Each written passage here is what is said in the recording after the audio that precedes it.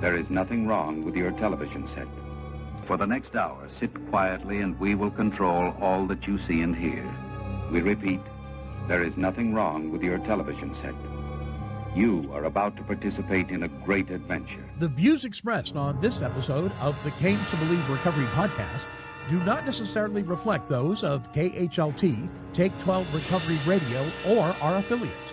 The opinions on this episode should not be taken as medical, psychological, or professional advice and are those of the host, co-host, and guests. KHLT and Take 12 Recovery Radio are not affiliated with any particular 12-step fellowship.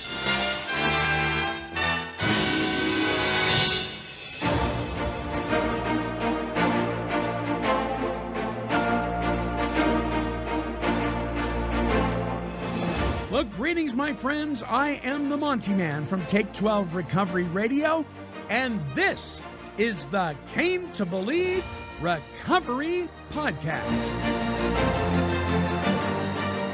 And now, here are your Came to Believe Recovery podcasting broadcasters to launch us forth on this week's show. Well, hello, everybody. Welcome to the Came to Believe Recovery Podcast. And we have mail. That was early. We'll get back to that. Go ahead, Alicia. All right. My name's Alicia, and I am here with Tom and the Monty Man. Who's pushing the buttons way too early. I ain't pushing too early yet. That was Twilight Zone. Yes. No? Oh, I Nope. thought it was, too. Yeah. So around the same era, maybe a little earlier, but kind of back to back with Twilight Zone, but it's not Twilight Zone. I don't know. It was The Outer Limits. Oh, yeah, I never watched it. You never No. watched The Outer Limits? guess I've not. never even No. heard of What's that. wrong with people? Oh, dear me. Well, Roger told me yesterday, he said, he goes, I'm sitting with my grandkids and they're arguing about certain episodes of Stranger Things, and I'm like, what's a Stranger Thing? Right. And they stopped and everybody went silent and said, Grandpa, what? He says, so guess what I did for the last couple of days? He binge watched all of it. I cannot see Roger binge watching anything. Oh, I watched him binge watch Landman in Oh, he Las did do Vegas. that. didn't he? Oh, I Yeah. love that Yeah. show. He did. Oh my gosh! So before we get into the top, what is the topic, Alicia? Deep Dark Secrets. Doom, doom, doom.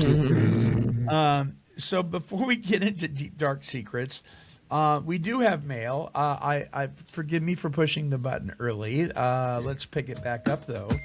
There we go. Mail in the mailbag, so open it now. We want to read our mail. All right. Letters of love.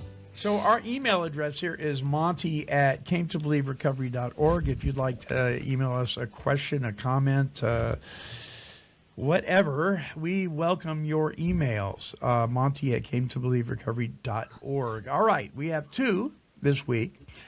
This is from Peter. Peter says, first, thank you for your podcast. I've been listening to Take 12 Radio for several years, and now the Came to Believe Recovery podcast. My question is, have you ever had to deal with someone who is intoxicated and belligerent during a meeting? If so, how did you or your group handle that person? I have not. You have not. No. What about you, Tom? He's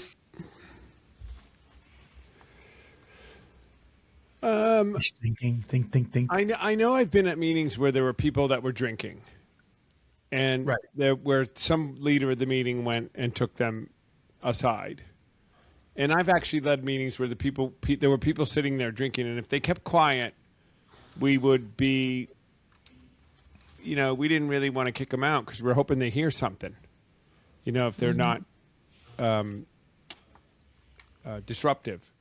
Yeah. I don't know that I've ever had to deal myself personally with a disruptive person. No. But I hear it happens. It I does. mean, usually a really drunk person, like I used to say, when I was drinking, I would never go to a meeting.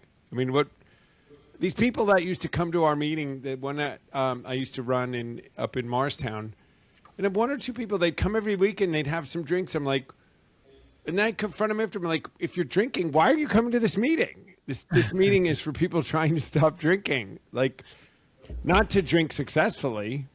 I just never understood people that drink and go to meetings while they're drinking. Well, probably because they're addicts and they can't stop, but at least they're going to the meeting. Like, so I think I like guess. what Tom said is important. Like, if they're not disruptive, let them stay. They might hear something that they need to hear. Yeah, But I've so never seen it. I think that there's probably more people than we think that are actively drinking or actively using that are showing up in the rooms.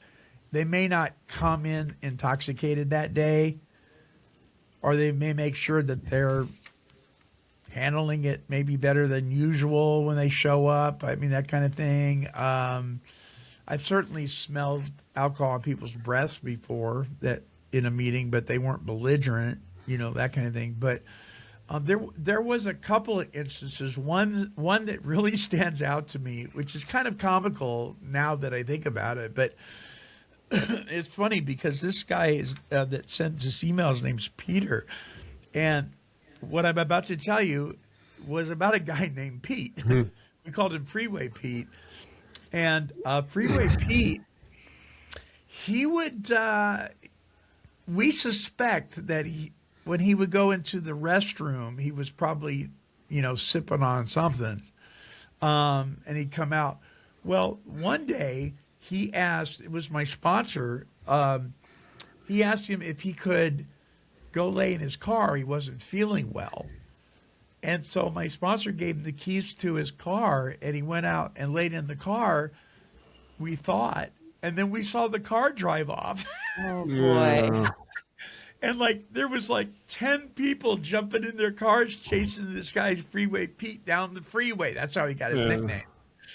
And he got about 14, 15 miles down the road before he actually pulled over. But and then there was another incident where there was a gentleman who started beating a guy up with his cane. It wasn't me, even though I have a cane. And so the way it was handled, and I've seen this in other meetings that weren't ones I attended on a regular basis, where somebody would be asked to leave and come back tomorrow. They're not getting kicked out of AA or NA. They're just because they're being disruptive, or they could be disruptive, or the room doesn't feel safe. I think, isn't there something in the script that says if you haven't taken a drink in 24 hours or something, they're not allowed to share? That depends on what the autonomy of the group, what I the group think I've heard conscience that. is. If they've got that in a format, sometimes they'll say if you've been drinking today, we ask you not to share, but to talk to somebody after the meeting. That kind of thing, which makes sense. You don't want somebody. We already have a problem with people going on and on and on and on and on that are sober, right? That's true. But I think if somebody's being disruptive, if they're not being disruptive, I don't see a problem with them being there. But if they're being disruptive, there are people hopefully in the meeting that have got some time, that know how to handle this and can approach the person and very politely ask them to come back tomorrow. Because if they're knocking tables over because they're falling over themselves, and maybe they're not belligerent, they're just sloppy drunks, that kind of thing. So I don't know. I heard of an NA meeting years ago where a guy came in and shot the room up. Oh boy! Brought a gun in and started shooting. I mean, so all sorts of things are possible in the world of active addiction. I think the most important thing, though, is that for the people in the room, that they feel safe, and whatever you have to do to make the room feel safe is probably what you should do. I think. What do you think, Tom? Yeah. Yeah, They should- if they're not disruptive, they should stay. I think there's no reason. And maybe somebody talk to them afterwards and say, hey, it seems like you've had something to drink tonight. Is there, ask for some extra help or what's where you at, da-da-da-da. But if you're disruptive, yeah, you got to go. You have And to be asked to I go. would want them to not shame that person, Right. because that could make it worse. And obviously they're in a meeting. I would say they would want help. They're there. They can't stop. Obviously they have a problem. So we need to do something. It's funny because Tom said, if you're actively drinking, why are you coming to a meeting that, You want to stop. you want to stop Right. drinking? I asked the question, out of 60% of the people in the rooms, what are you doing in a 12-step program if you're not You're not willing to doing the do steps. 12 steps? Oh, well, that's great. That's a whole other show. Let's Yeah. write that down for a Right. show. Right. Okay, thank you, Peter, for your email. I hope that helps. This next one comes from David B. It said, "Did Bill Wilson ever have a relapse after he and Dr. Bob started AA? I heard that he used LSD. Is this true?" I know the answer to this. Do you guys? I don't. I think the answer is that he did use that LSD, and he did some other things, I think. But I don't think he drank. But you may Right. know the answer. As far as we know, no. He did not return to alcohol. There is some stories that say that he asked for a drink on his deathbed, but he didn't take one. But as far as I know, as far as history says, no, he never did return to drinking. Did he use LSD? Yeah, actually he did in 1956 under a doctor's care. He was experimenting. He did some other experimentation too with some stuff for the purpose of dealing with his depression. I didn't know they did that in the 50s. They do that now. Psychedelic Yeah. therapy, which I don't That's a big thing, believe especially in, but with the microdosing with mushrooms. I didn't know he did that. Yeah, and it's not there's not a whole lot said about it, but it is, yeah, it's out there that he did that. Would you consider that a relapse? I suppose if you were an NA person, you would consider it a relapse. I don't know. Not if he wasn't addicted to it. I mean, not if Right. it wasn't. I mean, I don't know. Right. Yeah. If this I mean, I is don't- something, but It could be that's pretty controversial. addiction switching. But again, but not if he does it twice. I mean, he's not Right. addicted to it. That's I mean, true. he. Well, Well, here, I'll tell you an interesting story, which I heard from the horse's mouth about Bill Wilson, which I don't think is written anywhere. But Grace Snyder, Clarence's wife, Yeah. who I either knew him or knew close enough from stories from Clarence that she once said Bill Wilson took all kind of pills. He was trying to figure some way to be able to drink again. This was just her words. He was thinking that medical community somewhere was going to figure out a way, a cure for it, and he was trying all kind of pills, and he would do all sorts of different things, whether he was addicted to any of it. But he did try a whole bunch of things, thinking he would. You know, we all. And I would be careful. Sounds pretty normal to me. Yeah, I know. I know. I was like, don't we wanna be all do that? careful. And We know that the watering down of AA and some of the things that led to some less the success rate not going are from Bill Wilson.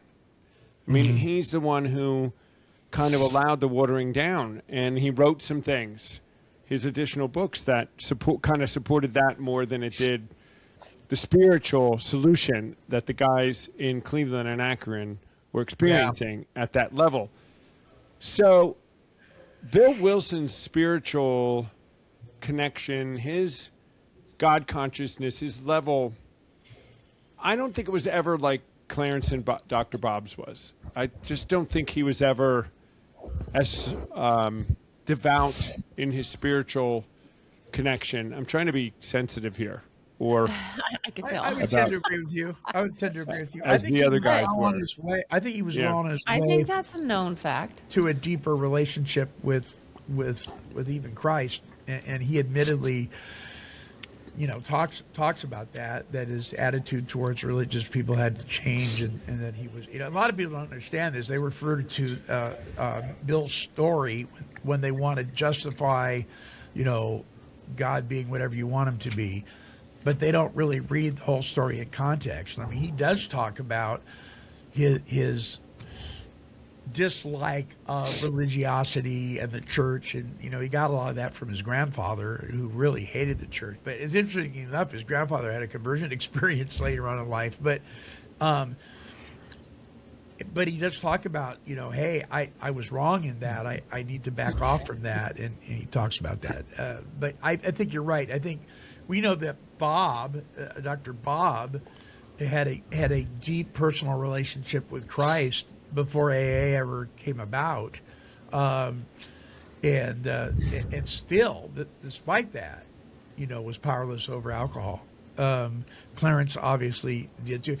I kind of look at it this way: Bill Wilson, in his attempt to make AA, all things AA, to all people, and make it palatable for people that had a variety of negative religious experiences, may have gone a little cockeyed and de-spiritualized much of the program. Clarence kind of hit the reset button and re-spiritualized it. Now, some might say, well, Bill de-religioned it and Clarence re-religioned it. Okay, pick your poison, whatever. Mm-hmm. But I think you're right. I think Bob and Clarence and the boys, I think they kind of reeled it back in. Well, I mean, that's what we're doing. We're reeling it back exactly. in. And we are, I will debate anybody. We are not. Somebody says to me, "You're very religious." I go, "Oh, don't say that. I'm not religious." They don't understand the word when they say that. If you want a biblical definition of the word religion, it's not bad. It's right. It's visiting those in prison and the widows and orphans. This is the meaning of true religion. Right. The Bible says. But we've long lost the true meaning of religion, and it's a negative anymore, right? I mean, I even sometimes step away from being called a Christian in certain circles because of the stereotype that some people have of that title Christian, which has been, we're put in a bucket immediately. That we have certain Christian simply means little Christ. It just means somebody that is. I kind of like, I'm a Christ follower. A lot better. Just a follower of the way. All right, we better get on. Anyway. We got a good one this week. We do indeed. Deep dark secrets. All righty, let's close the mailbag. Close it up. Thank you for your mail, it means so much. A little piece of you just waiting to clutch. You got mail. All righty. The topic this week is deep dark secrets. Is there something in one's life that they thought they were going to take with them to the grave that might be keeping them from experiencing a state of recovered? Maybe. We're going to be talking about this, but I wanted to just start off, and then we can refer to it if we need to read this couple of paragraphs. It comes out of chapter 6, Into Action. I'm reading from page 72 and 73 of the third edition of the Big Book of Alcoholics Anonymous. This is referring to step 5, which is more commonly known as the confession step. It says, if we skip this vital step, we may not overcome drinking. Time after time, newcomers have tried to keep to themselves certain facts about their lives. Trying to avoid this humbling experience, they have turned to easier methods. Almost invariably, they got drunk. Having persevered with the rest of the program, they wondered why they fell. We think the reason is that they never completed their house cleaning. They took inventory all right, but hung on to some of the worst items in stock. They only thought they had lost their egoism and fear. They only thought they had humbled themselves. But they had not learned enough of humility, fearlessness, and honesty in the sense we find it necessary until they could tell someone else all their life story. More than most people, the alcoholic leads a double life. He is very much the actor. To the outer world, he presents his stage character.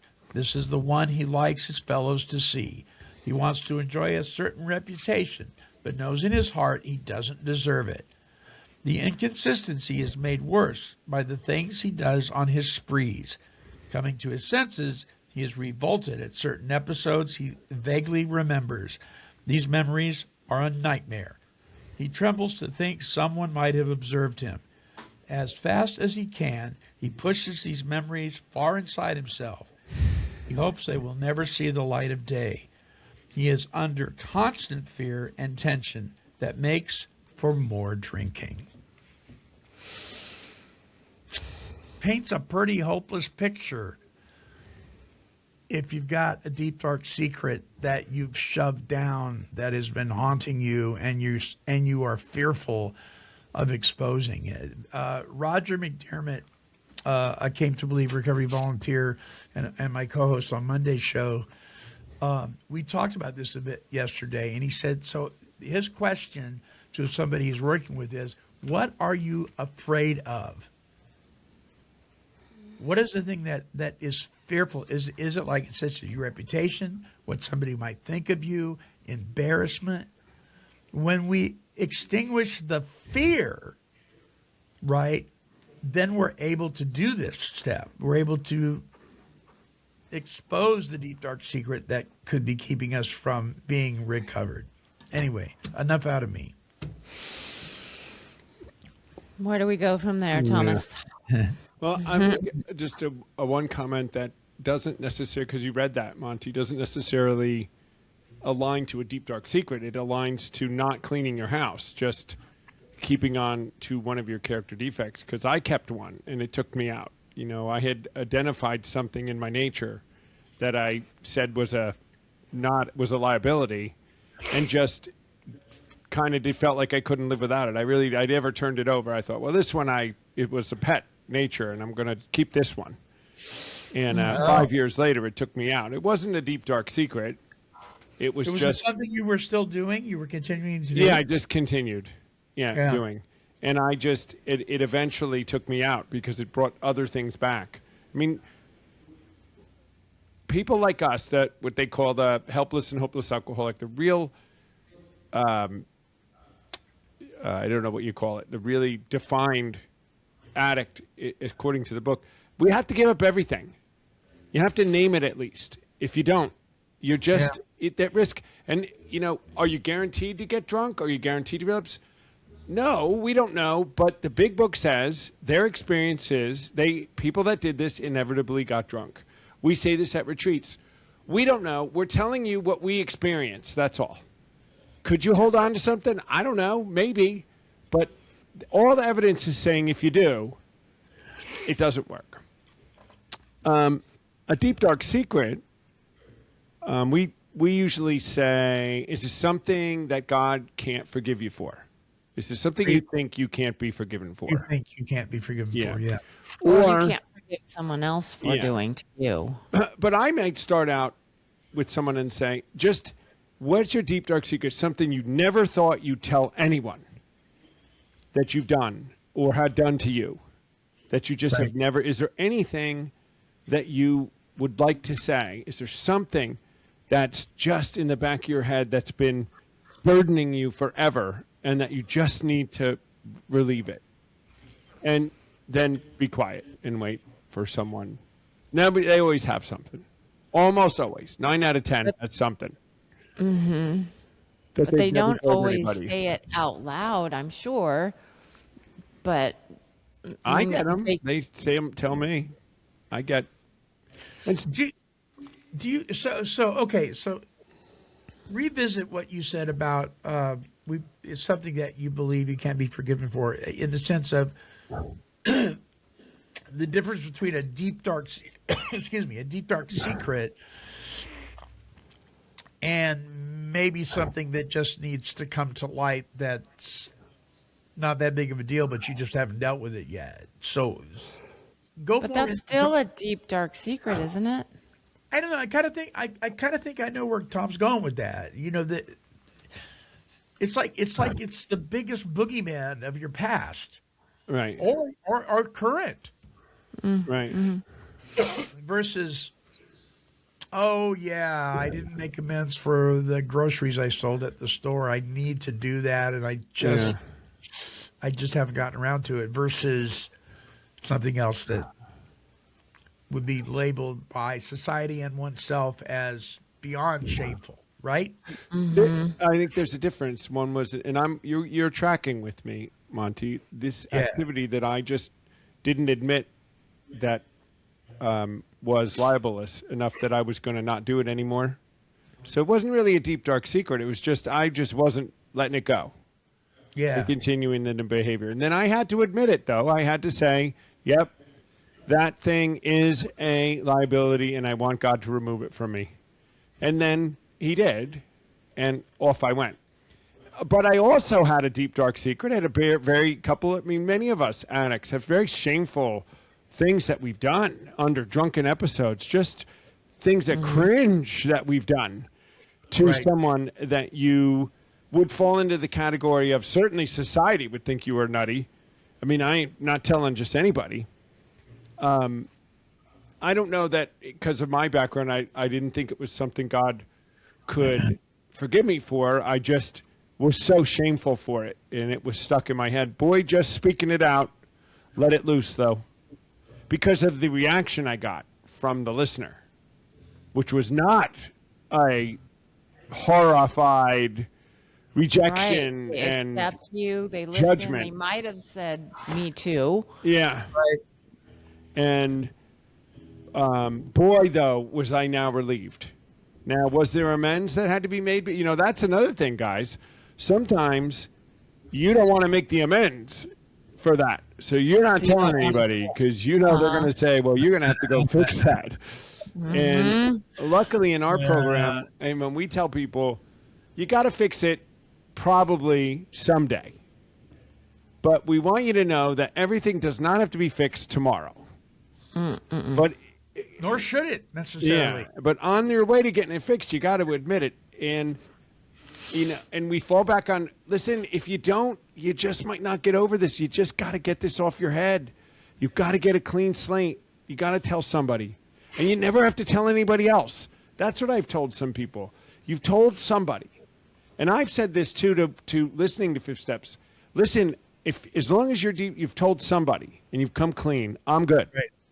Just tell somebody. Don't keep a secret. It's a terrible thing. That's a good point. That, you don't have to tell everyone all the things, but find somebody that you trust and that's safe at the retreats for sure, that you can say it out loud to. I don't tell say anybody all the things to. Even my husband doesn't need to know some of those things. He doesn't need to know those. The thing that I kept doing, I have never told anybody, never told you guys or anybody, because I told my sponsor at the time, and I did what I was supposed to do. And what I say to people is, I'm not telling you because it doesn't matter. Right. What it matters is it might be different for you. But that thing that you think you can't live without, that you have identified, or it's on that list of things that are generally identified as liabilities in people's lives. Yeah. It's the keeping of the secret that is more harmful than whatever it was that you don't want to say. Well, right? it burdens you all the time, keeping secrets. I mean, secrets are just half the time they're not. Well, they're true, but they become consequential to you in such a huge a way by just keeping a secret when they initially aren't consequential. Like you committed the act, whatever it was, 20 years ago, and you're reliving it every other day. Whenever you think about it, No, it's true. And then it's you're acting different or you're blocked from other people. You're blocked from God. It is affecting you and it is affecting other people. Even if you say, no, it's not affecting anybody else. Yes, it is.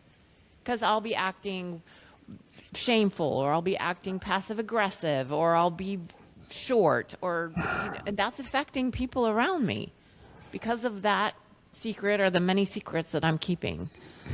Right. Do you think? I mean, let's get right down in it here for a second. Let's do it.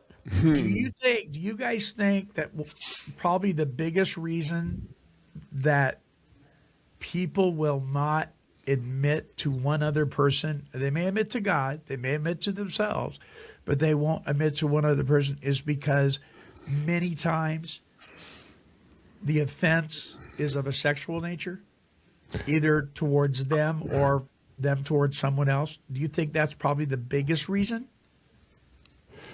I would say yes, but it could just be, I mean, it could be something else that is just so shameful. So it Maybe- kind of depends on where you're at in that, on your own viewpoint of it, right? So my absolutely, God cannot forgive me for that. On one thing, for you, that might be no big deal.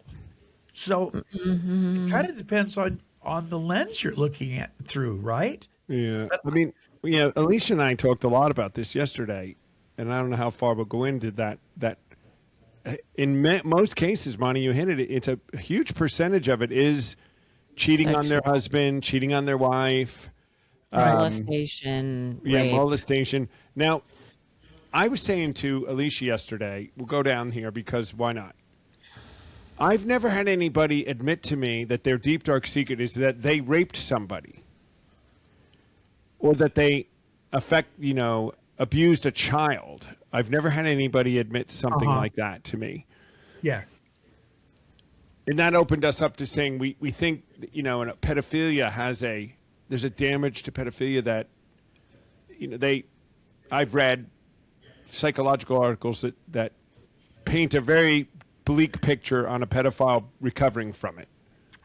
That they have very low success rates of them coming from it. But I think it is many times the shame from that, the cheating and then the loss. They come out of their thing. If I tell my wife that I cheated, I'm going to lose my kids. I'm going to lose that.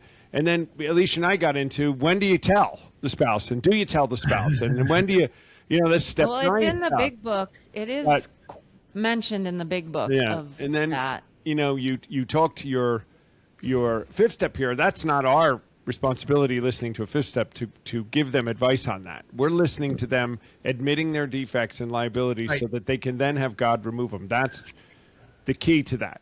Now, I'm not your sponsor. I might say, well, get that on your 8-step list. Talk to your sponsor about it. I don't know, but if there's an amends to be made, that's something you should talk through. If a harm was done and it needs to be amended, and that's where I'll leave that stuff. But I think so, Monty. It's of a sexual nature. I think another deep. I don't know if this is a deep dark secret. This is it's an inability to release resentment is because of things done to you. I think in a sexual nature that somebody can't. What they're doing is holding on to resentment in the end, which. Is that a deep, dark secret? I don't know. But it is a defect of character they're holding on to. Sure. Which, like what I did, a nature that could take them back out.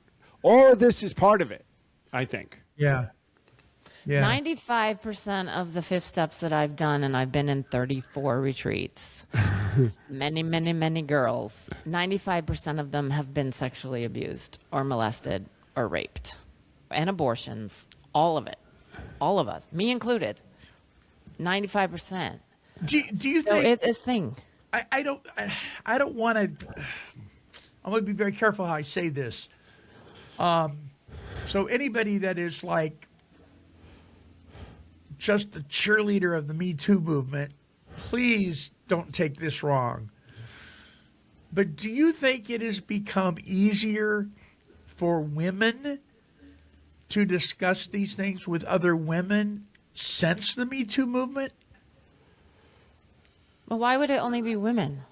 Well, no, I know. I was going to address the men thing, but because that's where most of the focus has been. I mean, it's Oh, for sexual abuse? that have been abused.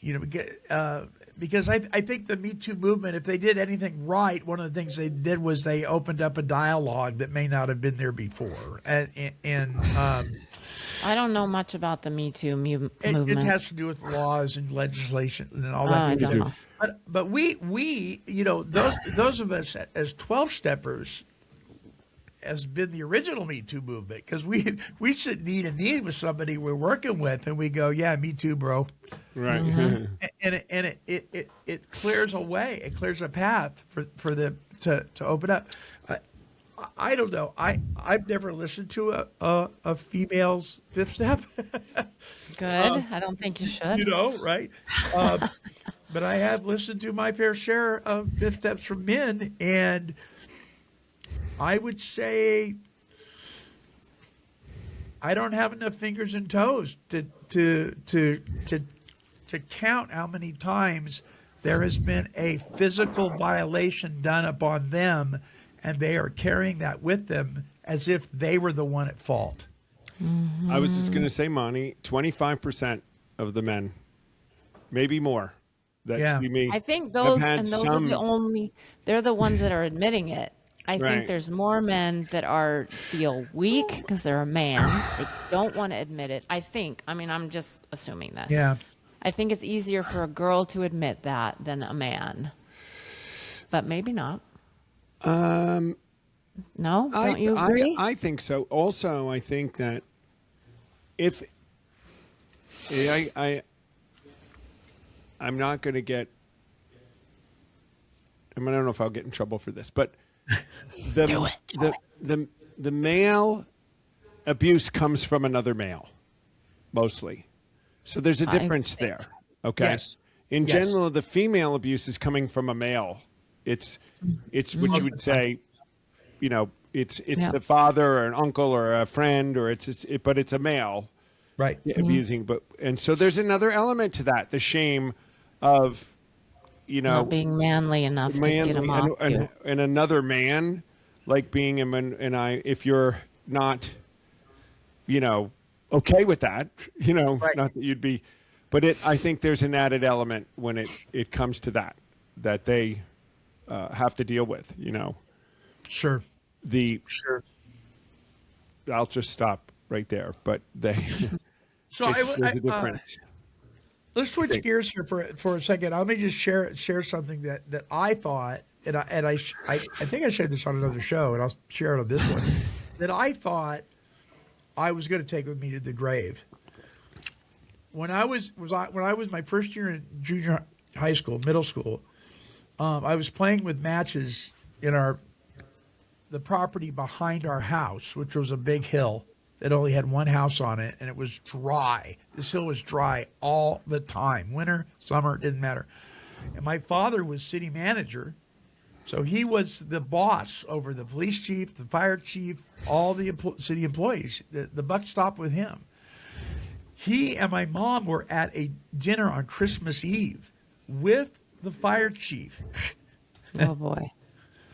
And I'm playing with matches on the other side of this fence on the hill, and it got away from me. And the whole hill went up.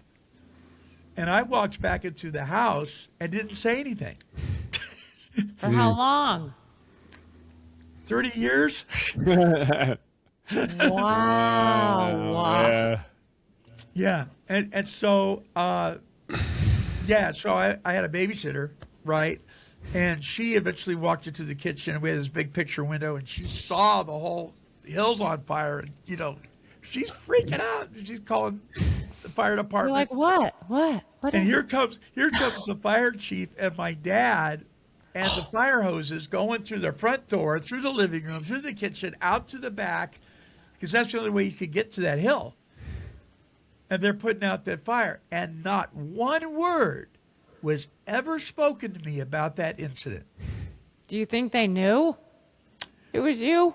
I didn't know until I was well into my late 30s, And I knew I carried this with me all those years. And I knew I had, because it ate me up for years. I sat my mom and dad down and I said, hey guys, I'm in 12-step recovery, and, amends is something that we do in 12-step recovery. And I owe you an amends about something that happened back when I was in junior high. And my mom goes, are you talking about the fire you lit? They did know? Yeah. Which speaks to their own codependency. Yeah, right. But Wow. Wow. But we all had a good laugh, and I was like, you knew? And you held that This in whole all that time. You knew. And then I could see myself justifying being mad at them, right? And you didn't say something to me. It's their fault now. But I really did. I thought, I was 100% convinced for years until I got into recovery that I was going to take that with me to the grave, and it was okay to take it with me to the grave. But it haunted me all the time.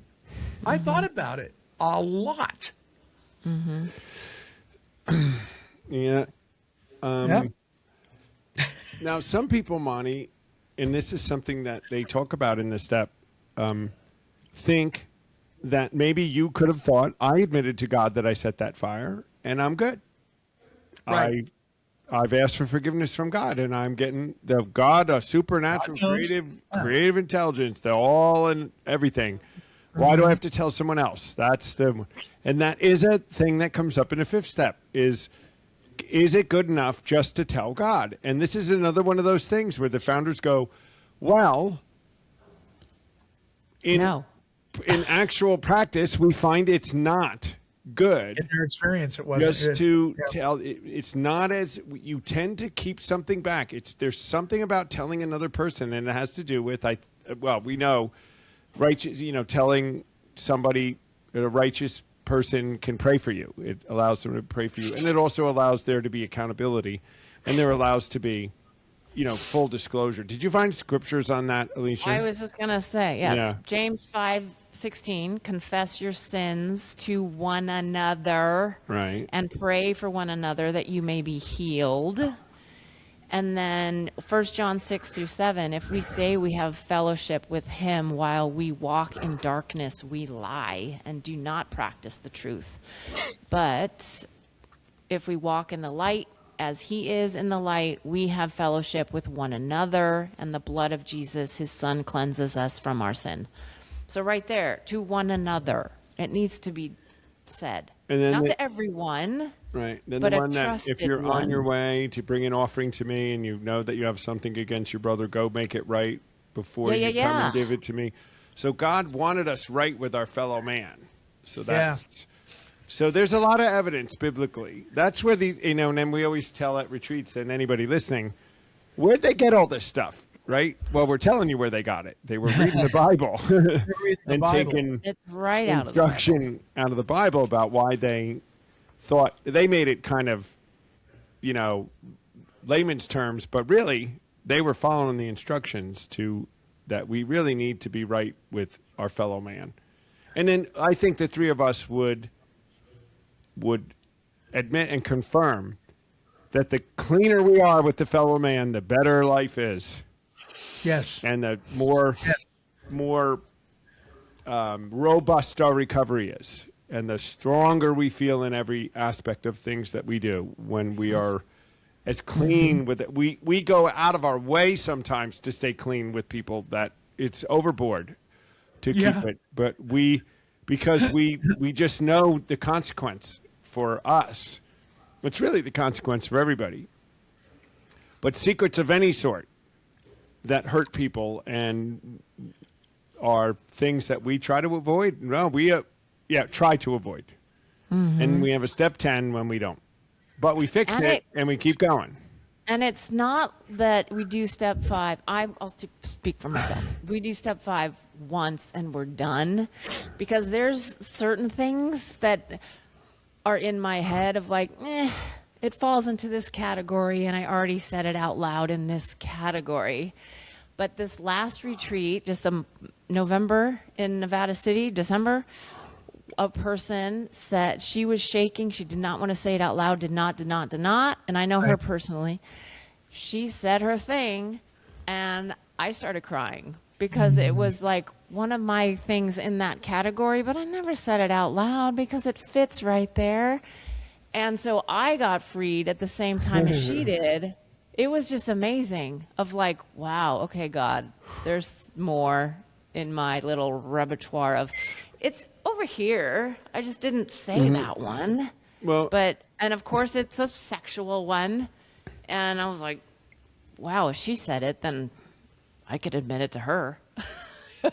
I like that, Alicia, because the one deep dark secret that I did share with when I did my fifth step with the sponsor, I had a release from that. But when I went to a retreat and heard a fifth step where someone else had done the same thing, and we could kind of talk about it, I did that too. There was another level of release for me. So so I get it, what you're saying.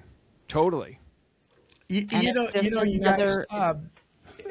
that scripture verse, James 5:16.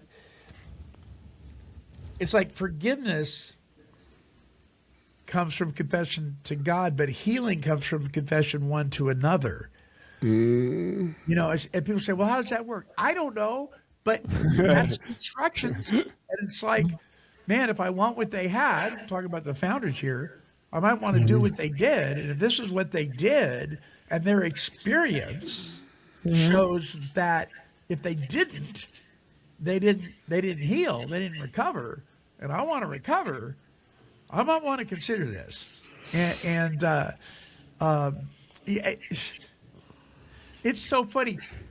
So we used to have this running joke that it was funny. It kind of released the tension on confessing stuff with each other. When I was working for the Adult and Teen Challenge program, when I would sit across from somebody who was really going through, some of this stuff where they were needing to get it out. This one guy, he kind of coined the phrase. He goes, well, Monty, $20 is $20. And I'm like, I get it. You know what I mean? Because we both lived on the streets. That right there gave permission for other guys to come clean about stuff, because I'm not saying it made light of it, but it made it more palatable, I guess. It made it easier for someone to come clean about some of these things that are really ugly in our own heads. And so there's methods. I'll never forget, it was Pasadena at the Salvation Army at the ARC there.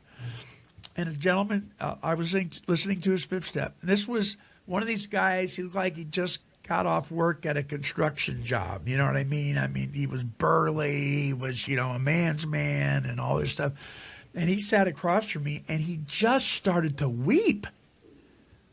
I mean, we hadn't really said much yet. He just started to weep. And he said, I got to tell you this. And he told me one of these things that he thought he was gonna take with him to the grave. And we haven't even brought that up about Deep Dark Secrets yet. But the timing, for whatever reason, it was his day. Right? And I sat there, and there was part of me that wanted to help fix him. And it was like the Lord was saying, you just keep your mouth shut. This is his turn. This is his moment. This is his turn. I'm doing a work. Just be quiet. And so when he got all done, I just looked at him and I patted him on the knee, because we were like knee to knee. And I said, yeah, me too, man. And we were both bawling and we're hugging each other and stuff like that. Those experiences like that, you don't want to miss it, folks. You really don't. It'll not only change your life, but it'll maintain a spiritual condition in your life that is incredible. And we don't want to, that's a powerful story. I've had a bunch of those too, Monty, that you've gone through this whole fifth step. They've admitted all the stuff, 25 minutes of talking about being resentful and being a liar and being dishonest and being a procrastinator and all the things. And it's all well and good, but the magic happens when they let go of that deep, dark secret. It's the thing that's had them in bondage. They're easy to get rid of all that other stuff. Right. But I'm so comforted to say, if you've got something, don't leave here with it. Just let it off your chest, because it's going to be the thing that frees you. You may end up we find too, it's the one thing that was the thing they needed to, the whole process led to them releasing that thing that now exposed them to the light, and freedom could reign. Because that deep secret, guys, can hamstring you from doing the rest of the program, right? It could keep you from thoroughly following the path. It could keep you from maintaining a really great spiritual condition. Just a whole bunch of things. It could hamper your prayer life, everything. Hamper you talking to people. Yeah. That one Sadly, thing, right? You know what's coming up to me when you say this is like regular, whatever that is, normies, it doesn't even exist. People that aren't addicts should do this too. It's in the Bible. They're struggling with their anger, codependencies, all the things. All the people in my church are not doing this. And then it's craziness. And then I have to be careful of not having pride over that.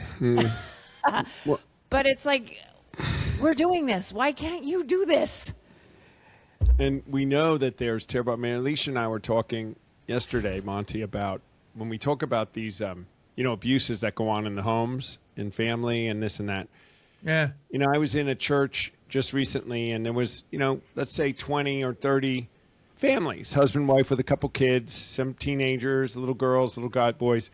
Statistics say in that room, even in a church room, a few of these young girls are being abused, and boys are being abused by their fathers and mothers and aunts and uncles.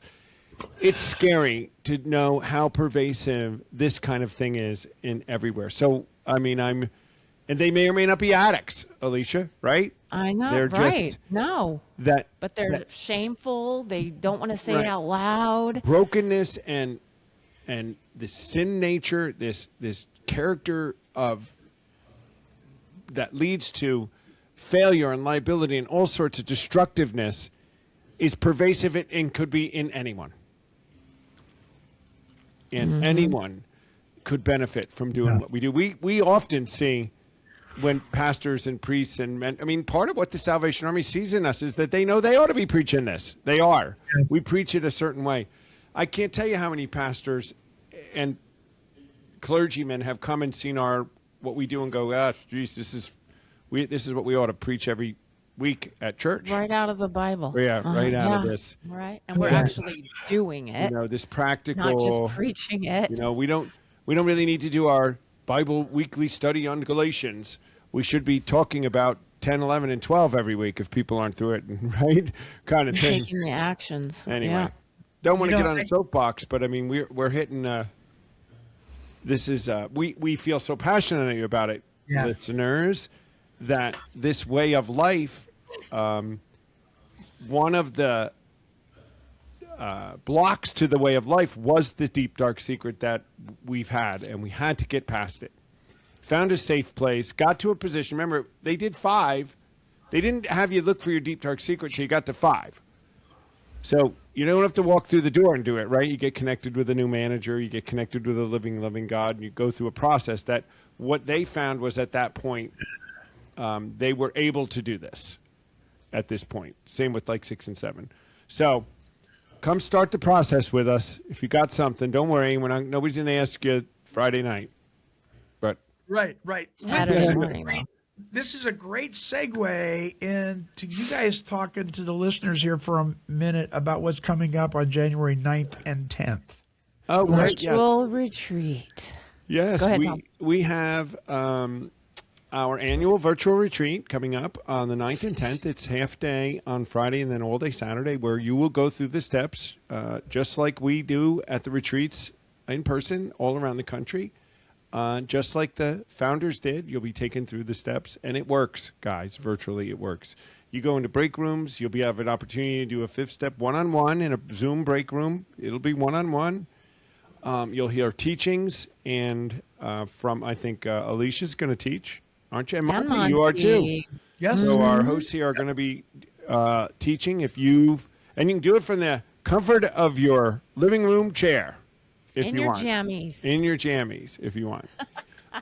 But we do offer it, and if you want, go to cametobelieverecovery.org and sign up. We have about 20, I think, newcomers signed up. Or So this we is might good. get more. A lot Well, of it's people the New sign Year's up the week resolution before. thing. This is why we do this, listeners, is because there isn't a retreat right away, and some people really do.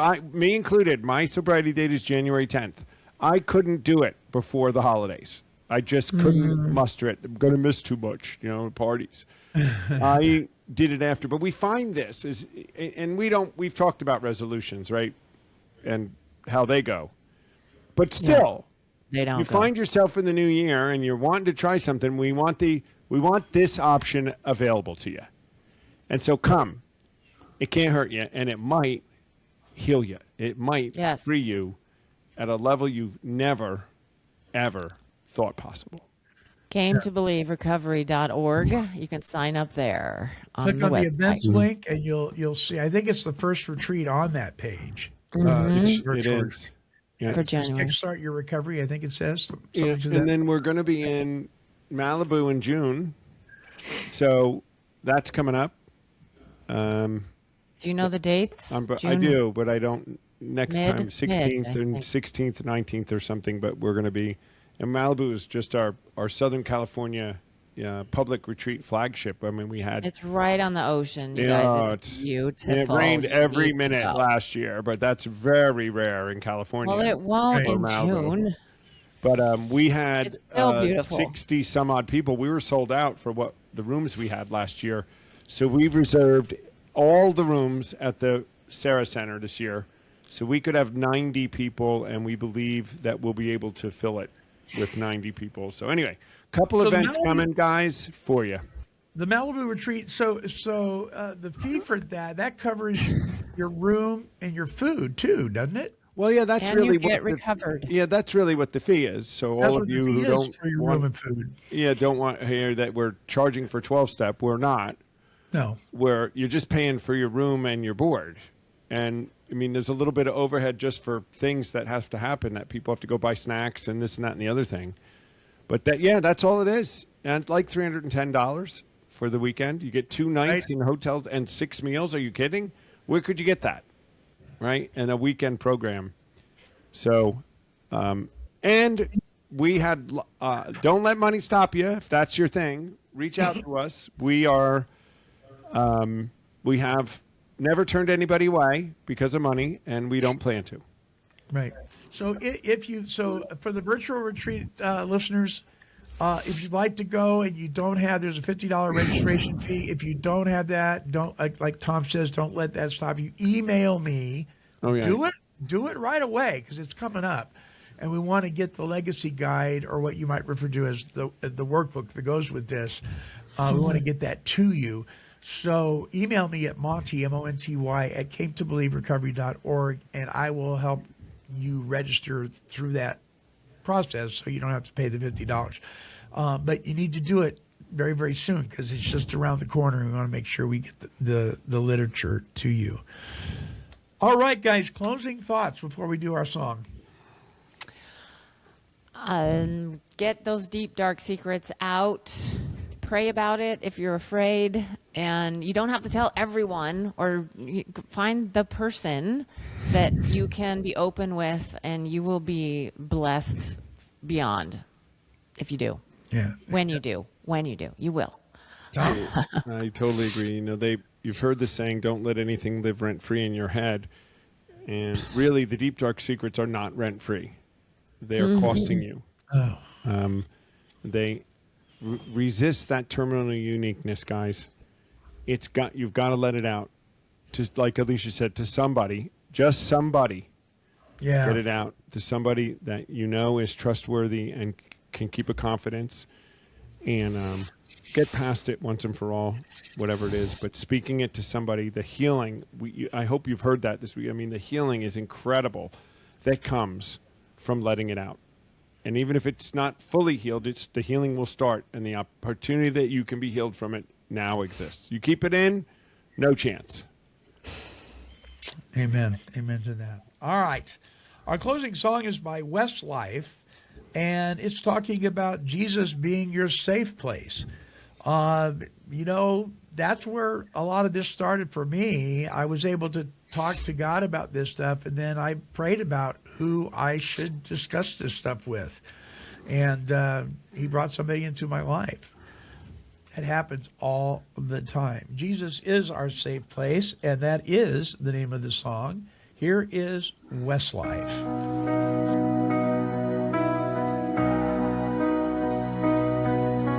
Jesus, my safe place in the night. When I'm afraid, you hold me tight. In every battle, you stand with me. Your mercy's the air I breathe. Jesus, my safe place, my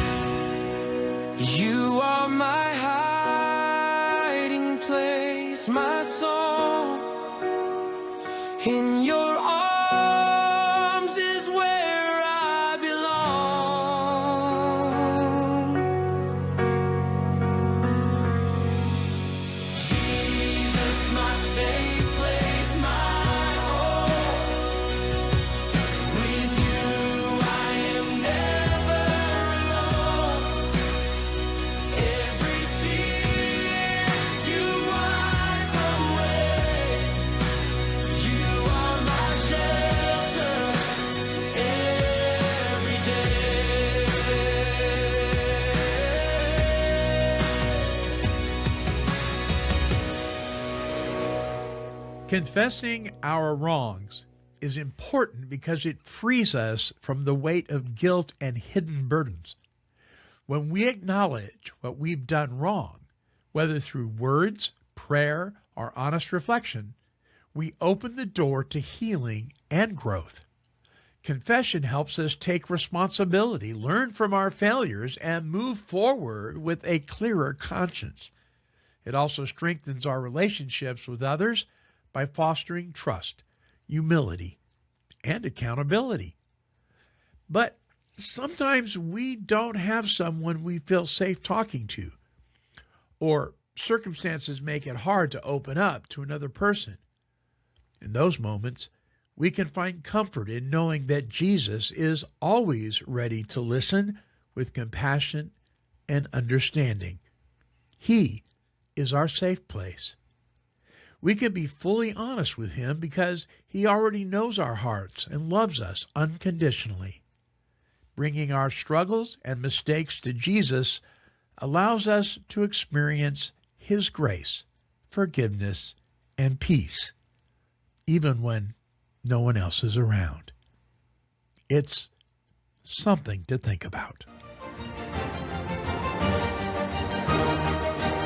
Came to Believe Recovery strives to create and promote opportunities for life-changing spiritual experiences for individuals and families suffering from all forms of addiction. For more information, help, and support, visit cametobelieverecovery.org. I'd like to thank you for allowing me to be your host on this episode of the Came to Believe Recovery podcast. And I would encourage you to like, bookmark, and subscribe to this show. When you do, you will join the Take 12 Recovery Radio family and will be notified of all of our recovery-focused shows throughout the week. Until our next broadcast, when we provide the essential spiritual tools needed to thrive by sharing our experience, our strength, and our hope through our stories of how we came to believe. This has been a production of Take 12 Recovery Radio. Yeah, kitty, kitty, kitty. Meow. Woof, woof.